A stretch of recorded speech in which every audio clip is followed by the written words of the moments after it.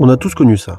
Vous avez une idée de génie en tête, une nouvelle étagère, un gadget révolutionnaire ou même une boîte mobile. Vous prenez un crayon et là, c'est le drame. Un trait de travers et il faut tout recommencer. Et si je vous disais que vous pouviez avoir des super pouvoirs, genre par exemple pouvoir revenir en arrière, de voir à travers les objets et de tester si votre invention va exploser, avant même de la fabriquer. Bienvenue dans le monde de la CAO.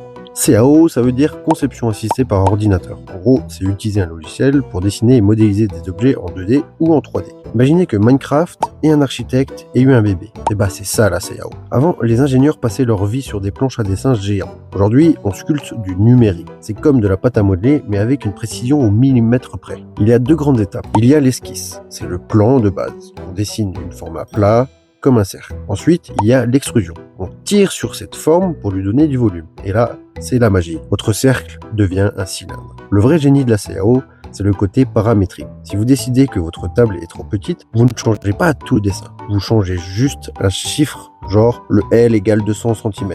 Et paf, tout l'objet s'adapte automatiquement. Pas besoin de com. Absolument tout ce qui vous entoure a probablement commencé dans un logiciel de CAO. Par exemple, pour l'impression 3D, sans fichier CAO, votre imprimante 3D ne sait pas quoi faire. La simulation, on peut tester si un pont va tenir sous le vent ou si un téléphone va survivre à une chute sans rien casser dans la vraie vie. Il existe des outils gratuits et super simples comme Tinkercad pour s'amuser ou OneShape et Fusion 360 pour les futurs professionnels. Mais n'oubliez pas, la seule limite, c'est votre imagination.